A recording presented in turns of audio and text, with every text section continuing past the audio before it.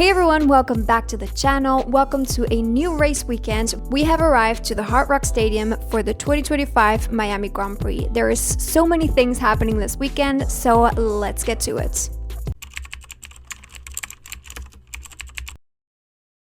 The Miami Grand Prix is one of the newest additions to the Formula One calendar, and so it doesn't have a lot of history. It's only had 3 races in total. The first race taking place in 2022, and the initial contract securing its place until 2031. So we will be talking about this race for many years to come. The journey to bring Formula One to Miami hasn't really been a smooth cruise down Ocean Drive. The initial plan was to have the Miami Grand Prix in downtown Miami, but a lot of the locals protested against this, saying that it would disrupt daily lives and that it would cause a lot of chaos. And ultimately, the decision was made that the race would take place in the Hard Rock Stadium complex in the Miami Gardens, which on one hand was a relief to many of the locals, and on the other hand also brings in a lot of money. The last 3 race weekends have generated over $1 billion in the greater Miami area, just from people going to watch the Formula One race.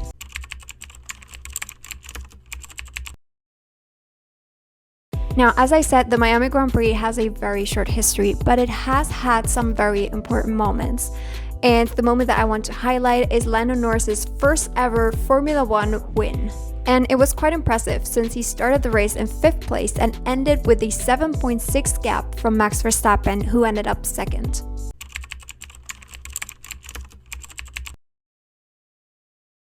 Because of this very short history, there have only ever been 2 drivers to win the Miami Grand Prix. Max Verstappen in 2022, 2023, and the sprint race in 2024, and Lando Norris obviously winning last race in 2024. And the current lap record was also set by Max Verstappen in 2023.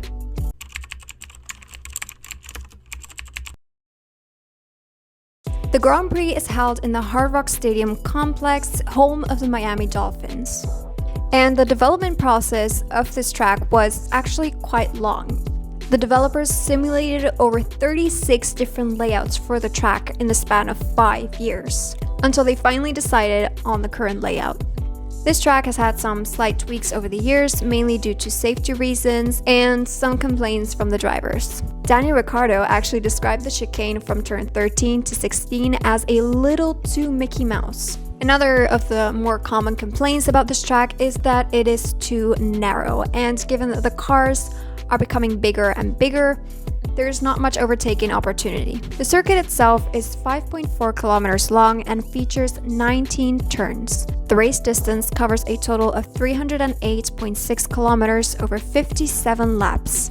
And given that this is also a sprint race weekend, this one has 19 laps. The track features 3 straights with 3 DRS zones, and the top speed is over 350 kilometers per hour. There are also 3 elevation changes, with the main one between turns 13 and 16. Another interesting thing about the layout of this race is not really the track, but the paddock, which is set inside of the Hard Rock Stadium on the field. And I don't know about you guys, but to me, every time I see a picture or a video of the paddock, it gives me a sort of reality show vibe, like Big Brother or a Mr. Beast game. Something else that this race has that is a bit particular is that there is a fake marina with boats that are floating over painted water. It is very strange to look at.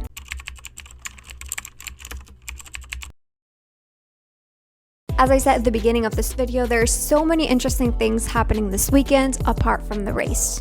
One of the interesting things that is happening this weekend is the special edition liveries. Mercedes has a grey livery with some pink details. Sauber's car looks like it's covered in slime, and if McLaren decided to use that livery, I would think that they were sponsored by Nickelodeon. And of course, the team who I think has created the best livery of all is VCAB. And I think they're compensating for the fact that a certain team decided to inspire their livery from a printer. Now, I know that HP is bringing in a lot of money. I know that they're the main sponsor, they're the title sponsor, but the car just looks bad. It is so bad that the Red Bull admin is creating memes and posting them on Threads. There's also quite a few of the drivers that have decided to bring a special edition helmet. I think it was George Russell that has a pink helmet for this race. I'm not really sure if it was him or someone else. Also, Alex Albon decided to go with a bright orange helmet. And we have Lando Norris. And I really hope that his performance this week shines as brightly as his helmet does. There's also some different little events happening, like the promotion for the Formula One movie. And also Cadillac, the team that is joining the grid next year, is doing some sort of presentation this weekend, which I am really looking forward to. Franco Colapinto also seems to be looming around to everyone's thoughts and all over social media, which, in case you missed, the CEO of one of Franco's biggest sponsors decided to announce on live television, by accident, mind you, that Franco will be joining the grid in Imola. Now, I know this has been talked about since last year. This entire situation is just a big mess, and I think that it's all going to explode this weekend. Something also very important that happened this week is that Max Verstappen officially became a father. So congratulations to him. And I think becoming a father has already brought him some perks, like missing the entire media day, which I don't think he minds at all. But I think this will be an interesting factor to have into account to see if his driving or mentality changes a little bit.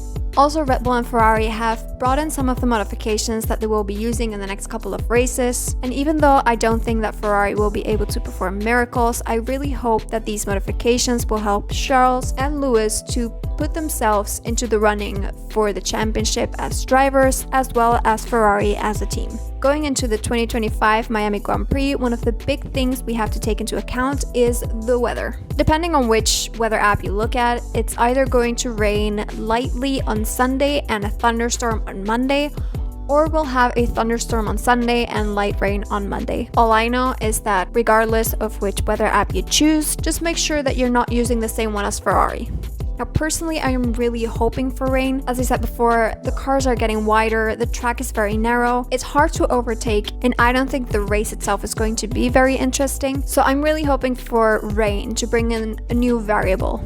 And also, I did predict at the beginning of the year we would have 3 races in the rain, and so far we only had 1. So I really need a wet race. Now, onto my sprint predictions. Given how uneventful this race can be, and the fact that the sprint race only lasts 19 laps, I think that whichever position you end up in the qualifying is the position you will end the sprint race in. So I don't think there's going to be much race strategy involved. I think it's going to be more about who can deliver the fastest lap during qualifying, which puts Lando Norris in 3rd place, Oscar Piastri in 2nd, and for 1st place, I went with George Russell. George Russell has been doing incredible in the past couple of qualifyings as well as races, and last qualifying he barely missed pole. Last race qualifying session was really intense in the battle between Max, Oscar, and George. It was so tight, so I am really looking forward to the qualifyings from this weekend. Now, I have decided to make this section of the video a little bit more interesting, and from now on I will be asking ChatGPT and Gemini what their predictions for each weekend is going to be. And I'm going to keep a tally, and by the end of the season we will see who has the most predictions right, whether it's a person who goes mostly by vibes or it is 2 AIs that have all the information available on the internet. ChatGPT predicted that for 3rd place we would have Lando Norris, for 2nd place Charles Leclerc, and 1st place Max Verstappen. And Gemini predicted that the sprint race would end with Max Verstappen in 3rd place, Oscar Piastri in 2nd, and Lando Norris in 1st. And I really like that they both went for completely different answers to each other, so I am really looking forward to seeing the results. As for the race predictions, I went with Charles Leclerc in 3rd place. As I said, Charles has been improving quite a lot over the races, and I really hope that the modifications that Ferrari is bringing in will help him improve and make it onto the podium more often, or even win a race sooner rather than later. For 2nd place, I went with Max Verstappen, even though I don't have much faith in Red Bull with their modifications. If it rains, Max Verstappen is going to be in the podium. That is just a given.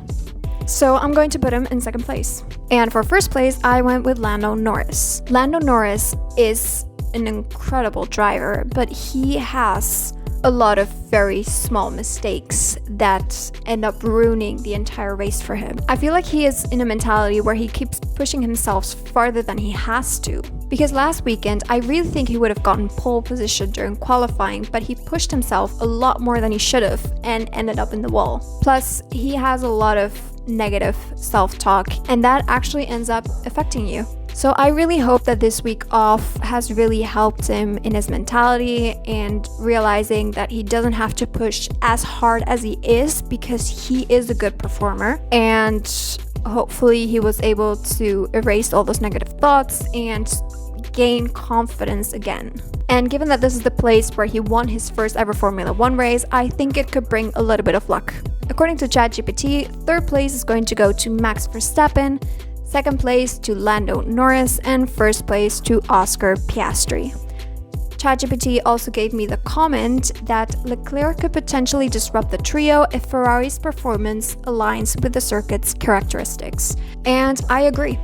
And according to Gemini, third place is Max Verstappen, second place Oscar Piastri, and first place Lando Norris. I am really looking forward to the end of the weekend so that we can analyze all of these results. So there you have it. This was the preview for the 2025 Miami Grand Prix. Let me know down in the comments what your predictions for the weekend are and who do you think is going to have the most accurate predictions by the end of the year, ChatGPT or Gemini?